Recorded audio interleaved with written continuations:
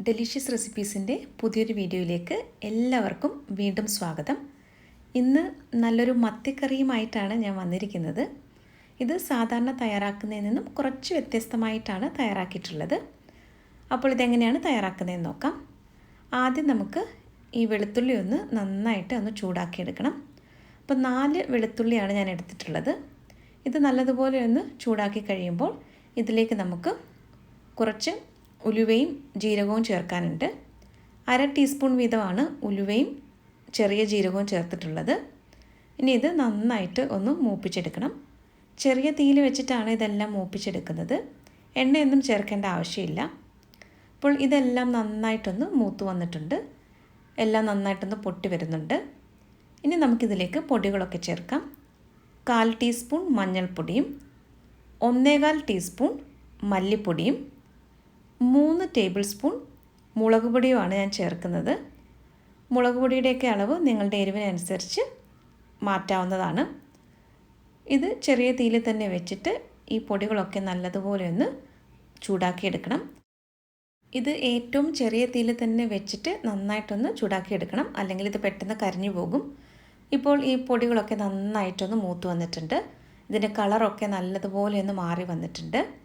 ഇനി നമുക്ക് flame off ചെയ്തിട്ട് ഇതൊന്ന് തണുക്കാനായിട്ട് മാറ്റി വയ്ക്കാം. ഇതേ കണ്ടില്ലേ, ഇതിൻ്റെ കളറൊക്കെ നല്ലതുപോലെ മാറി വന്നിട്ടുണ്ട്. ഇനിയിപ്പോൾ ഇത് തണുത്ത ശേഷമാണ് നമ്മളിത് അരച്ചെടുക്കുന്നത്.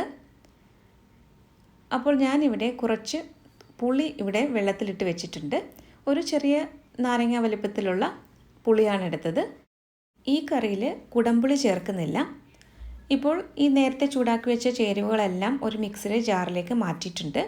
ഇതിലേക്ക് കുറച്ച് വെള്ളം ഒഴിച്ചിട്ട് നല്ല ഫൈനായിട്ട് അരച്ചെടുക്കണം. മത്തി ഇവിടെ കഴുകി വൃത്തിയാക്കി എടുത്ത് വെച്ചിട്ടിട്ട് ഇത് 12 മത്തിയുണ്ട്. അപ്പോൾ നമുക്ക് ഈ കറി എങ്ങനെയാണ് തയ്യാറാക്കുന്നതെന്ന് നോക്കാം. ഞാനിത് മൺചട്ടിയിലാണ് തയ്യാറാക്കുന്നത്. അപ്പോൾ നേരത്തെ അരച്ചെടുത്ത ആ കൂട്ട് നമുക്ക് മൺചട്ടിയിലേക്ക് ചേർക്കാം. ഇതിലേക്ക് എണ്ണയൊന്നും ആദ്യം ചേർക്കുന്നില്ല. അപ്പോൾ അരപ്പ് ചേർത്ത ശേഷം ഇതിലേക്ക് കുറച്ച് വെള്ളം കൂടി ചേർക്കാം. ഇനി പുളിയാണ് ചേർക്കുന്നത്. ഇനി ഇതിലേക്ക് നമുക്ക് ചാറിന് ആവശ്യമായിട്ടുള്ള വെള്ളം ചേർത്തിട്ട് നന്നായിട്ട് ഇതൊന്ന് മിക്സ് ചെയ്തെടുക്കണം. അപ്പോൾ ഞാനിതിലേക്ക് ആവശ്യത്തിനുള്ള ഉപ്പും കൂടി ചേർത്തിട്ടുണ്ട്. ഇനി ഇത് നന്നായിട്ടൊന്ന് മിക്സ് ചെയ്തെടുക്കാം. ഇനി നമുക്ക് ഫ്ലെയിം ഓൺ ചെയ്യാം. എന്നിട്ടിത് നല്ലതുപോലെ അരപ്പ് തിളച്ച് വന്ന ശേഷമാണ് മീൻ കഷ്ണങ്ങളൊക്കെ ചേർക്കുന്നത്. അപ്പോൾ ഞാനിതിലേക്ക് കുറച്ച് കറിവേപ്പില ചേർത്തിട്ട് ഇതൊന്ന് അടച്ചു വയ്ക്കുകയാണ്. ഇപ്പോൾ ഈ അരപ്പ് നല്ലതുപോലെ തിളച്ച് വന്നിട്ടുണ്ട്. നന്നായിട്ട് ഇതൊന്ന് ഇളക്കി കൊടുക്കാം. ഇനി ഇതിലേക്ക് നമുക്ക് മീൻ കഷ്ണങ്ങളാണ് ചേർക്കാനുള്ളത്. അപ്പോൾ കഴുകി വൃത്തിയാക്കി വെച്ചിരിക്കുന്ന 12 മത്തിയും ഞാനിതിലേക്ക് ചേർക്കുന്നുണ്ട്. മീനിട്ട് കഴിഞ്ഞാൽ ഈ കറിയിൽ സ്പൂണൊന്നും കൊണ്ടും ഇളക്കരുത്.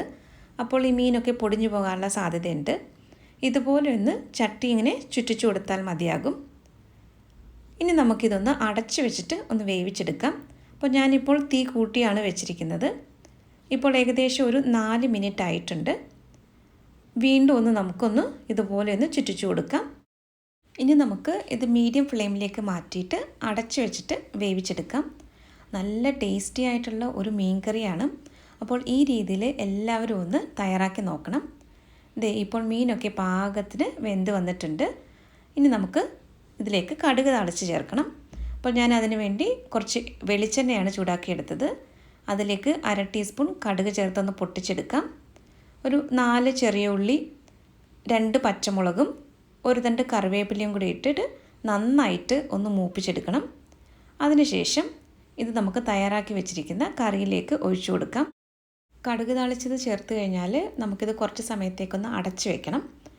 അപ്പോൾ ഞാനിതിവിടെ ഒരു 10 മിനിറ്റ് അടച്ചു വെച്ചിട്ടുണ്ടായിരുന്നു. 10 മിനിറ്റിന് ശേഷം തുറന്നിട്ടുണ്ട്. നല്ല കുറുകിയ ചാറോട് കൂടിയിട്ടാണ് ഈ കറി തയ്യാറാക്കിയിട്ടുള്ളത്. നല്ല ടേസ്റ്റി ആയിട്ടുള്ളൊരു കറിയാണ്.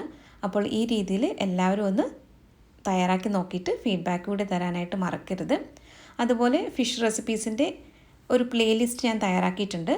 അതിൻ്റെ ലിങ്കും കൂടി ഞാൻ ഡിസ്ക്രിപ്ഷൻ ബോക്സിൽ കൊടുക്കുന്നതായിരിക്കും. അപ്പോൾ ഇന്നത്തെ ഈ റെസിപ്പി എല്ലാവർക്കും ഇഷ്ടമായെന്ന് കരുതുന്നു. നമ്മുടെ ചാനൽ കൂടി സബ്സ്ക്രൈബ് ചെയ്തിട്ട് സപ്പോർട്ട് ചെയ്താൽ വളരെ നന്നായിരുന്നു. മറ്റൊരു നല്ല റെസിപ്പിയുമായിട്ട് വീണ്ടും വരാം. താങ്ക്